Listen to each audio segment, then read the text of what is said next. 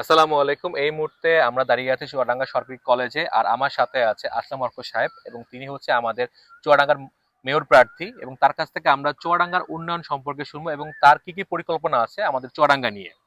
আসসালামু আলাইকুম। ওয়ালাইকুম আচ্ছা, আসসালাম। আসলাম ভাই, আপনি কেন চুয়াডাঙ্গা পৌরসভার মেয়র নির্বাচনে প্রার্থী হওয়ার সিদ্ধান্ত নিয়েছেন? আচ্ছা, সবাইকে শুভেচ্ছা। মহান স্বাধীনতা দিবসের মাস চলতেছে।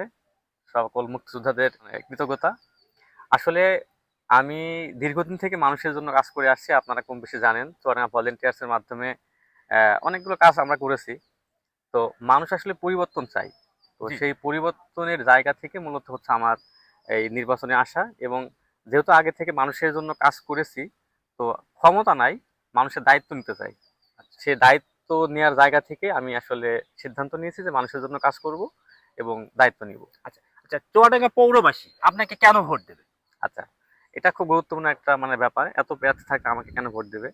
আসলে আমি বলেছি যে আমি আগে থেকে অনেক সামাজিক কাজ করেছি, যেটা আসলে ক্ষমতা মানে যাওয়ার আগেই। যেমন আমি যদি বলি যে বিসিএস দের নিয়ে প্রোগ্রাম করেছি, আমি মেডিকেল দের নিয়ে প্রোগ্রাম করেছি, সামাজিক বিভিন্ন রকম প্রোগ্রাম করেছি, করোনার সময় আমরা বিভিন্ন রকম কাজ করেছি। তো এই যে দেখেন, দায়িত্ব যাওয়ার আগেই আমি কাজগুলো করেছি মানুষের জন্য।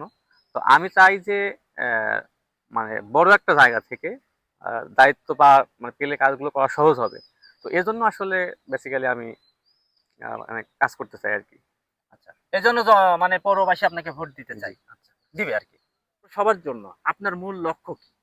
আচ্ছা, এটা আসলে অনেক গুরুত্বপূর্ণ একটা ব্যাপার। আমাদের পৌরসভা দীর্ঘদিন থেকে আসলে অব্যবস্থাপনায় আসলে পড়ে আছে। আমরা দেখি যে পার্শ্ববর্তী ঝিনাইদহ এবং মেহেরপুরে যদি আমরা দেখি যে আপনি যখন ঢুকবেন ওই শহরে, দেখবেন যে একটা শহরের একটা ভাব আছে। আপনি যখন চুয়াডাঙ্গাতে ঢুকবেন দেখবেন যে একটা অপরিষ্কার পরিচ্ছন্ন একটা ব্যাপার। জি জি। তো আমার হচ্ছে মেন উদ্দেশ্য থাকবে যে শহরটাকে একটা সুন্দর এবং স্মার্ট ওয়েতে যেন কাজগুলো করা যায়, সেটা একটা ব্যাপার। এবং এখানকার যে ড্রেনেজ গুলো আছে, দেখেন যে আমাদের চুয়াডাঙ্গাতে অনেকগুলো ড্রেনেজ আছে, পানি হয়তো বের হয় না, কিংবা ড্রেনেজের যে স্ল্যাব গুলো ঢাকনা নাই।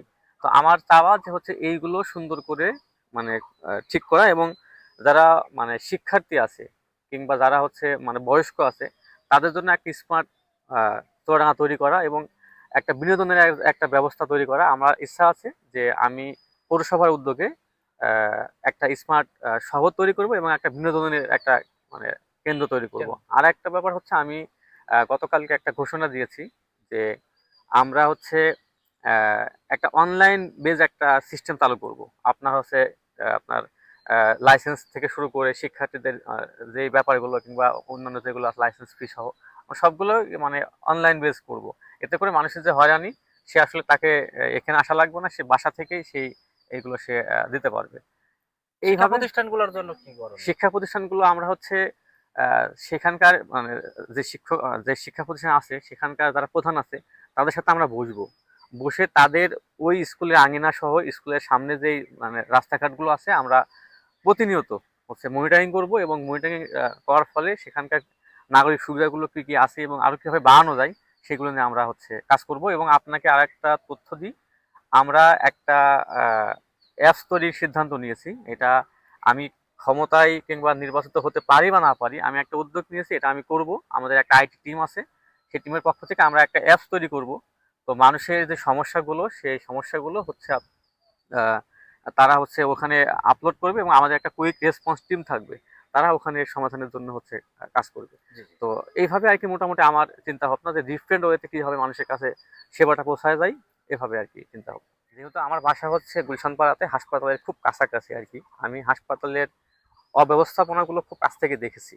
এখানে আসলে আহ, প্রশাসন অর্থাৎ আপনার আচ্ছা আপনার হাসপাতাল প্রশাসন এবং জনগণের দুই পক্ষেরই আসলে সচেতনতা দরকার আছে। কারণ দেখেন, আমরা যখন প্রাইভেট হাসপাতালে ট্রিটমেন্ট নিতে যাই, আমরা কিন্তু তত ময়লা ফেলি না, সেখানে কিন্তু নিয়ম শৃঙ্খলার মধ্যে থাকে আর কি। আর প্রশাসনের হচ্ছে সবগুলো ঠিকঠাক হচ্ছে কিনা এগুলো তো তদারক করা, মনিটরিং করতে। মনিটরিং করা এবং শক্তভাবে। এবং আগে হয়তো এখানে রাজনৈতিক একটা হস্তক্ষেপ ছিল, আমার যে ব্যাপারগুলো থাকবে রাজনৈতিক হস্তক্ষেপ মুক্ত করব। পাশাপাশি সেখানে যে বাজেটগুলো আসে, সেই বাজেটগুলো হচ্ছে আমরা উন্মুক্তভাবে দিতে চাই। এবং আমি আপনাদেরকে আরেকটু বলতে চাই, আমি যদি আল্লাহ কবুল করে, আমার পৌরসভার যে সরকার থেকে যে বাজেটগুলো আসবে, আমি 1 মাস কি 2 মাস পর পর আমি উন্মুক্ত করে দিব আর কি, যে আমার আচ্ছা এই খাতেগুলো ব্যয়, এই খাতেগুলো আয়, আমি এই কাজে ব্যয় করেছি স্বচ্ছতা থাকবে। স্বচ্ছতা থাকার জন্য। আসসালামু আলাইকুম সাহেব, আপনি চুয়াডাঙ্গাতে মেয়র হলে চুয়াডাঙ্গা থেকে কি কি দূর করতে চান? আচ্ছা, এটা খুব সুন্দর একটা কোশ্চেন। একটা শহরকে আসলে ডেভেলপ করতে হলে নাগরিক এবং প্রশাসন প্রত্যেকেরই মানে সৌহার্দ্যপূর্ণ সম্পর্ক এবং প্রত্যেকেরই আসলে সহযোগিতা দরকার। আমি যদি বলতে চাই যে আমার পৌরসভাতে একটা দালাল চক্র আছে, আপনি সেখানে সেবা নিতে গেলে আপনাকে হয়রানি শিকার মানে হতে হয়। এরপরে হচ্ছে আপনার অসাধু একটা টিম আছে, তারা আপনার সেখানে গেলে আপনাকে তারা হচ্ছে সেবা দিবে না। এরপরে সব থেকে বড় যে সমস্যাটা দুর্নীতি। আপনার সরকারের যে প্রকল্পগুলো আসে, সরকারের যে বাজেটগুলো আসে, এটা যেন প্রপার ওয়েতে বাস্তবায়িত হয়। আমার কাছে মনে হয়েছে সরকারের যে বাজেটগুলো আছে, যদি এটা প্রপার ওয়েতে বাস্তবায়িত হয় তাহলে একটা মানে নগরায়ন খুব সুন্দরভাবে করা সম্ভব। তাহলে আমরা বুঝতে পারছি মূলত পৌরসভাকে আপনি দুর্নীতি মুক্ত করতে চান, দুর্নীতি অর্থাৎ মুক্ত। চুয়াডাঙ্গা পৌরসভাকে দুর্নীতি দূর করতে চান। দুর্নীতি দূর করতে চাই আচ্ছা, ইনশাআল্লাহ। যানজট সংক্রান্ত আপনার কি মতামত এই সময়? আচ্ছা, আমরা দেখেছি যে হচ্ছে এই বিষয়ে আমি একটু মানে ঘাটাঘাটি করেছি। এই যানজটের মানে মেন সমস্যাটা আমরা দেখতেছি যে অটো রিক্সা অতিরিক্ত বাড়তেছে।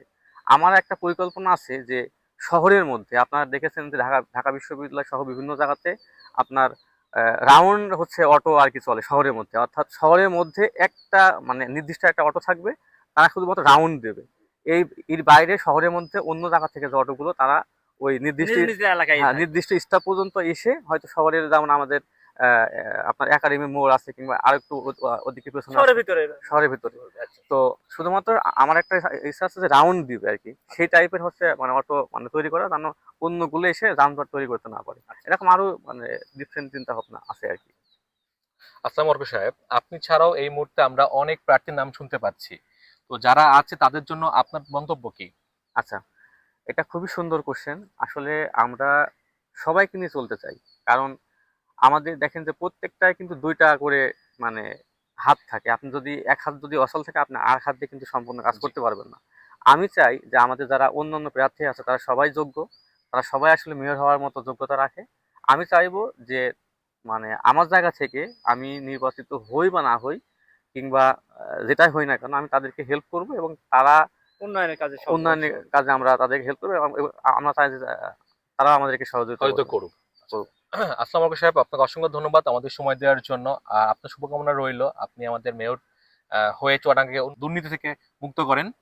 সবাইকে ধন্যবাদ এবং আমরা আচ্ছা। চাই যে আগামীতে আমরা সবাই মিলে একটা সুন্দর চুয়াডাঙ্গা করবো। আচ্ছা, অসংখ্য ধন্যবাদ।